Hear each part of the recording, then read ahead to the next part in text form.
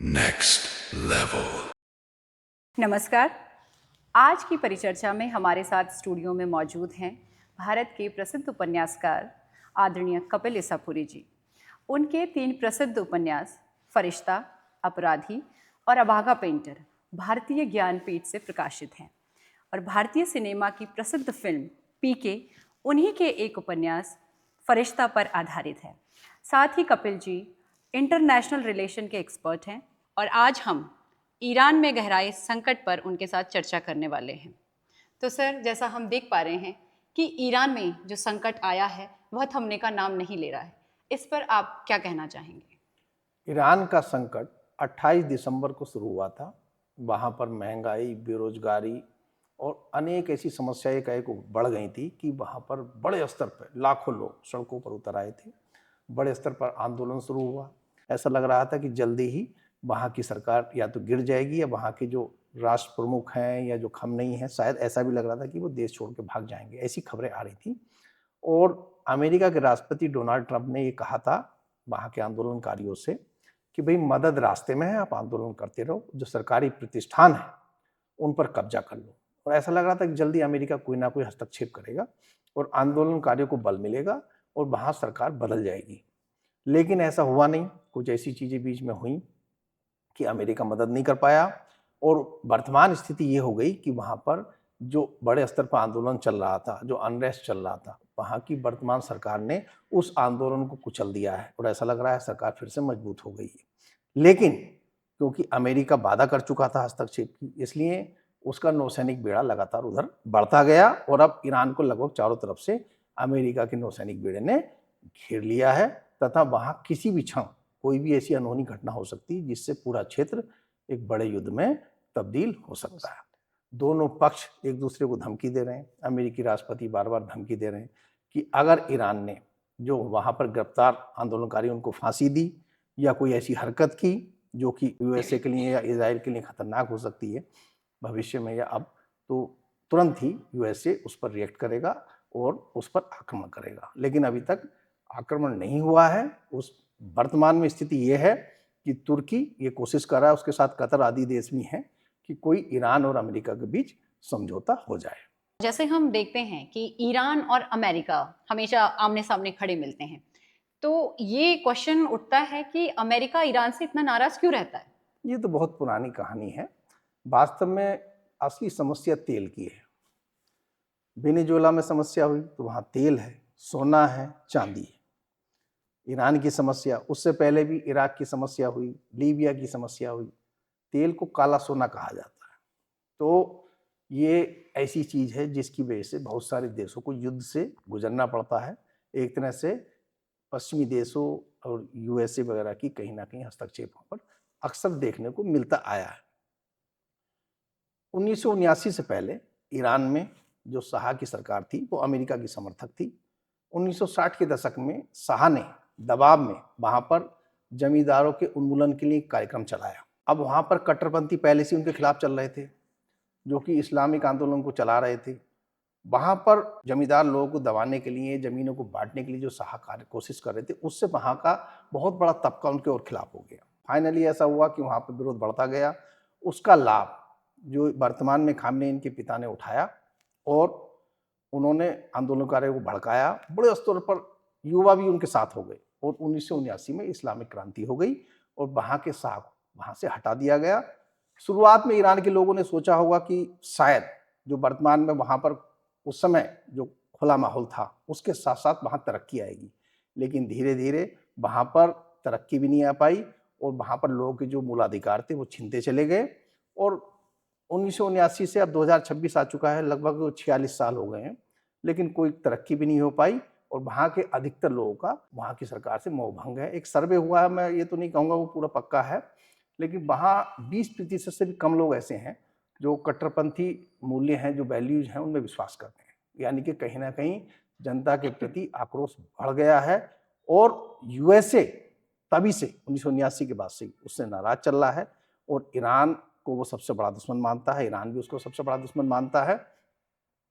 और दूसरा पक्ष इजराइल का है, क्योंकि इजराइल यूएसए के जो संबंध है बहुत अच्छे हैं और इजराइल को किसी भी हालत में ईरान इस क्षेत्र से उखाड़ फेंकना चाहता है।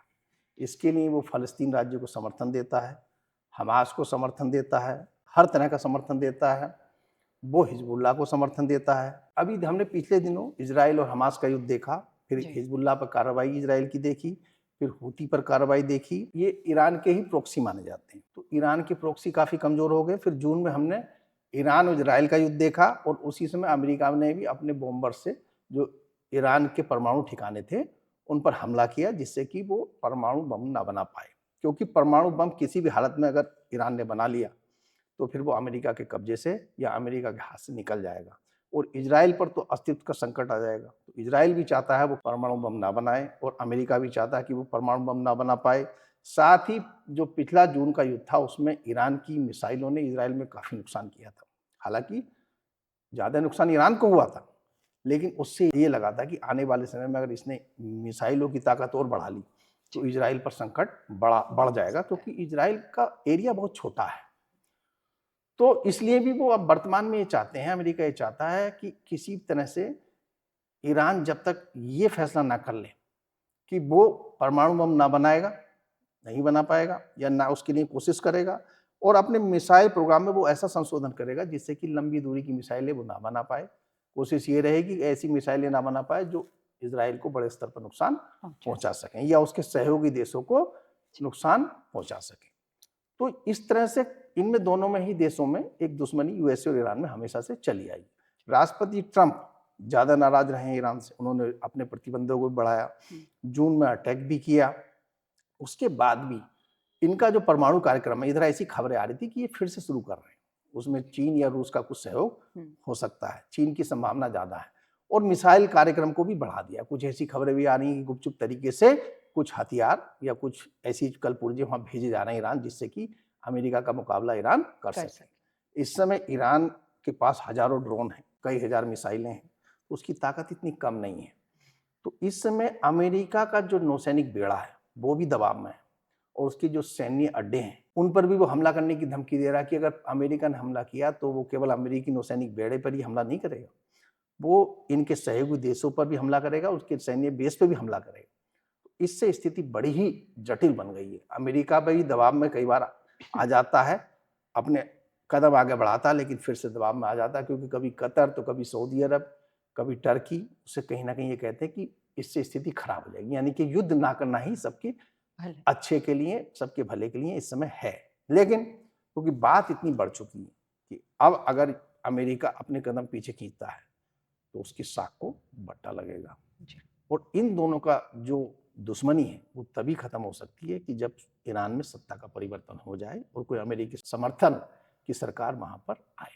तो सर, जैसे अभी बात आई कि युद्ध नहीं चाहते हैं, तो ऐसी स्थिति में जो गल्फ कंट्रीज हैं और इजराइल है, तो क्या वे इसमें सफल होंगे कि वो अमेरिका और ईरान का समझौता करा पाए? देखिए, गल्फ कंट्रीज में शिया और सुन्नी का विवाद हमेशा से रहा है। ईरान जो है वो शिया समर्थक है, शिया देश है, शिया बहुल देश है।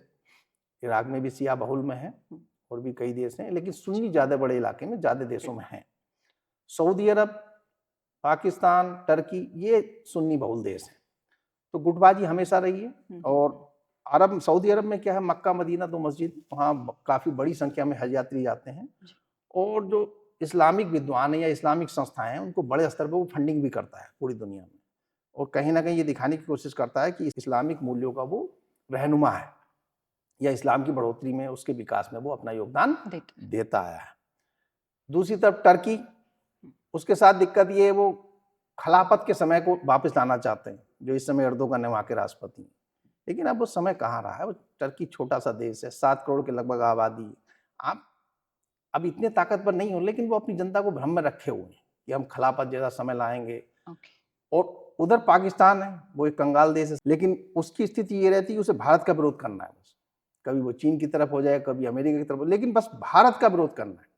अरे भाई, तुम एक भारत के सामने एक छोटे देश हो, तुम्हारी जीडीपी भारत के सामने कहीं नहीं टिकती है, और तुम चारों तरफ अपने कर्ज उतारने के लिए बार बार लोन ले रहे हो। तुम अपना ही नुकसान कर रहे हो भारत के खिलाफ रह के, अपने पड़ोसी से इतनी दुश्मनी बढ़ा रहे हो। लगातार तुम इतने युद्धों में हार चुके हो, लेकिन फिर भी तुम कट्टरपंथ को बढ़ावा दे रहे हो, अपनी आर्मी को बढ़ावा दे रहे हो, और अपनी आर्मी के इशारे पे हमेशा चलते आए हो। तो पाकिस्तान का ये है कि पाकिस्तान इस्लामिक देशों में, जो 57 इस्लामिक देश हैं, उनमें इकलौता ऐसा देश है जिसके पास परमाणु बम है। उसके पास है कुछ नहीं, परमाणु बम है, वो भी उधार के हैं। चीन ने टेक्नोलॉजी दी, बहुत सारी चीजें दी, तो वो बना पाया। तो वो कहीं ना कहीं इस तरह से प्रोजेक्ट करता है अपने आप को कि वो अकेला ऐसा इस्लामिक देश है जिसके पास परमाणु बम है, उसका लाभ भी मिलता है। कंगाल होने के बावजूद भी कई इस्लामिक देश, सऊदी अरब और यूएई जैसे देश, उसकी समय समय पर सहायता करते रहते हैं। और अमेरिका या चीन भी उसको, उसकी रणनीतिक स्थिति ऐसी है कि ईरान के भी पास में है, इंडिया के भी पास में है, चीन के भी पास में है, उसकी वजह से उसको सह देते रहते हैं।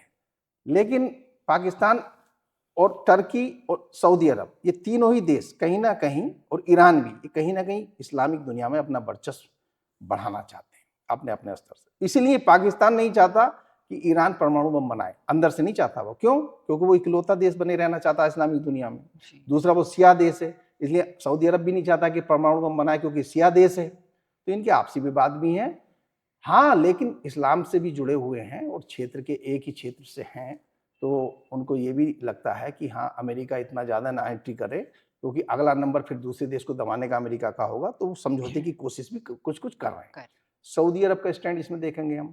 सऊदी अरब बाहर आके तो ये कहता है कि हम जो है अमेरिका को अपनी जमीन का या सैन्य बेस का इस्तेमाल ईरान के खिलाफ नहीं करने देंगे। इस मामले हम एक तरह से ईरान के कुछ हद तक साथ हैं। लेकिन अंदर खाने की खबर ये है कि वर्तमान स्थिति में, क्योंकि जिस तरह से खुमैनी या ईरान के जो नेता हैं जिस तरह से बोल रहे हैं और अमेरिका को धमकी दे रहे हैं, जैसे एक धमकी वो देता है तो ये भी देते हैं। अमेरिका कहता है युद्ध हो जाएगा, तो ये भी कहते हैं कि हमारा भी जो है हाथ जो है, हमारी उंगली ट्रिगर पर है, तुम जैसे ही युद्ध की शुरुआत करोगे तो उससे भी तगड़ा जवाब तुम्हें मिलेगा। और कहने में तो यार वो ये धमकी दे रहा है कि आपका युद्ध पोत हम डुबो देंगे। तो कितना आगे वो कर पाएगा, ये तो बात की बात है। तो इन धमकियों से वर्तमान स्थिति ये है कि पहले यूएसए बहुत हावी था, लेकिन क्योंकि अब लगातार धमकी दे रहा है, खामनेई छुपे हुए हैं बंकर में, ये बात सच है। लेकिन इन धमकियों के बावजूद भी, क्योंकि यूएसए अभी तक हमला नहीं कर पाया है, इसलिए ईरान का वजन बढ़ता जा रहा है। और अगर यहाँ समझौता यूएसए के अनुरूप नहीं हुआ तो ईरान का कद बढ़ जाएगा। यार भले ही छोटा देश हो, लेकिन उसने यूएसए को इतनी धमकियां दी, उसके बावजूद भी यूएसए हमला नहीं कर पाया, चारों तरफ से घेरने के बावजूद भी हमला नहीं कर पाया। तो सऊदी अरब को ये डर है कि इसकी साख बढ़ जाएगी और भविष्य में बहुत मजबूत हो जाएगा। वो खासकर वो ईरान के लोगों से तो उसकी भी दुश्मनी नहीं है, अमेरिका की भी दुश्मनी नहीं है। बस ये चाहते हैं कि जो वर्तमान रिजीम है, जो कि कट्टरपंथी है और शिया समर्थक है कट्टरपंथी, तो उसको ये बदलना चाहते हैं, क्योंकि इस रिजीम में सऊदी अरब पे भी पहले हमला हो चुका है। तो ये ऐसी स्थिति में जो गल्फ कंट्रीज हैं, वो कहीं ना कहीं ये तो नहीं चाहते कि वो अमेरिका बहुत ज़्यादा हावी हो जाए, लेकिन वो ये भी नहीं चाहते कि ईरान की क्षमता और बढ़ जाए। इसलिए सऊदी अरब अंदर खाने चाह रहा है कि ईरान पर इस समय अटैक हो जाए और ये रिजीम चेंज हो जाए।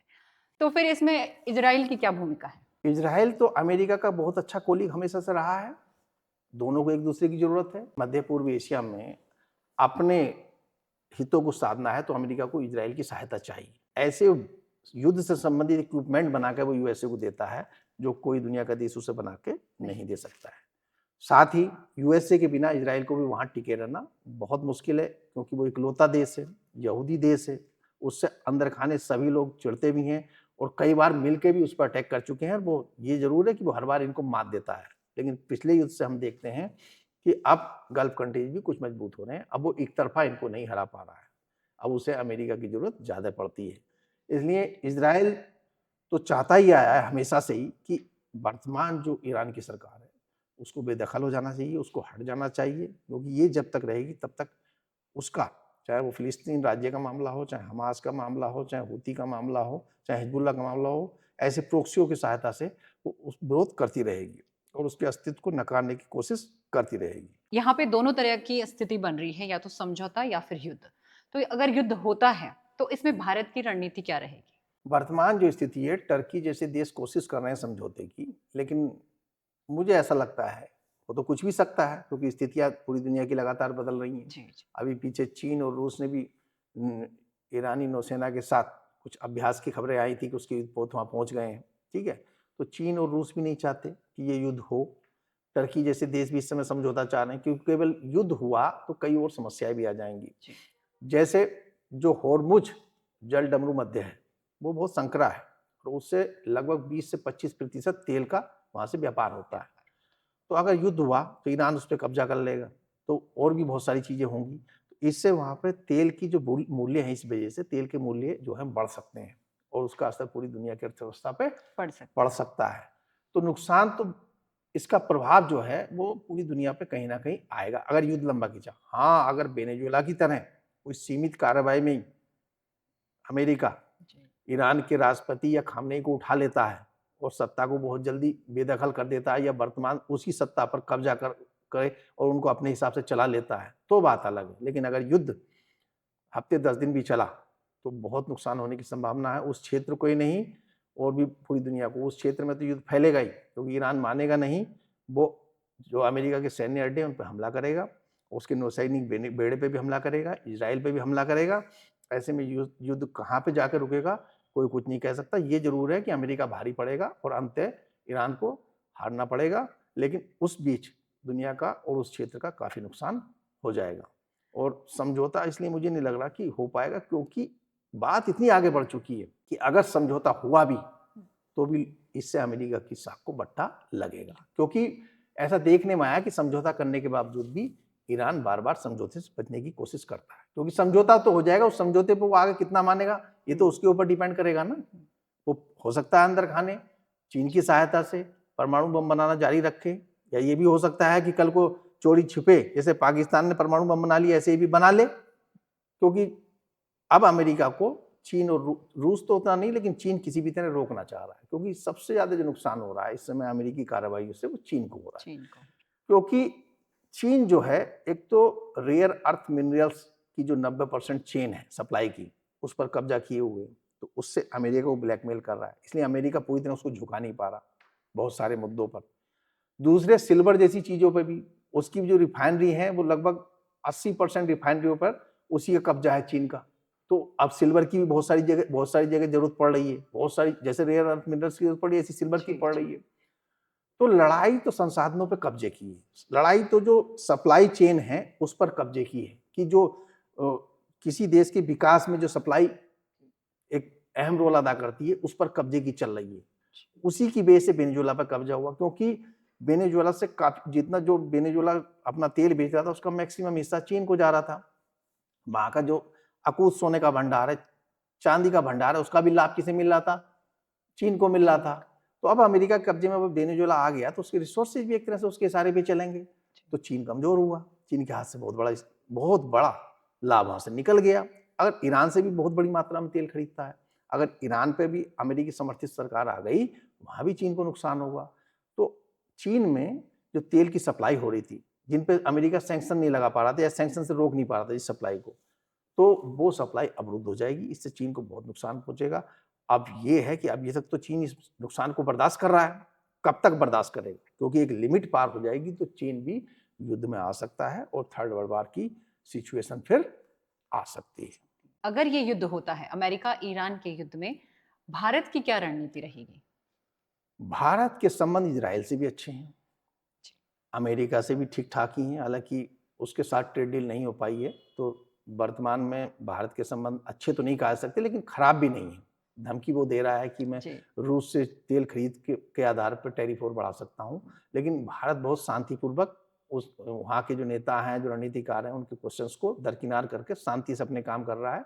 उसने भी चुपचाप यूरोप से भी एक बड़ी डील कर ली है FTA की, और उसे मदर ऑफ आल डील कहा जा रहा है। तो उससे अमेरिका थोड़ा बैकफुट पे भी आया है, क्योंकि हमारे यूरोप के साथ बहुत अच्छे उससे संबंध बनने की उम्मीद है और हमारे आपसी विश्वास में उससे बहुत बढ़ोतरी होगी और भी कई क्षेत्रों में उसका प्रभाव बहुत व्यापक होगा। व्यापार तो बढ़ेगा ही और बहुत सारे फायदे होंगे। तो इस डील से भारत यूरोप के संबंध ठीक हुए, अमेरिका पर थोड़ा दबाव आया है। हो सकता है आने वाले कुछ दिनों में भारत और अमेरिका की व्यापारिक डील हो जाए और उससे जो अतिरिक्त टैरिफ है वो हट जाए। ये भारत के लिए बहुत अच्छा रहेगा।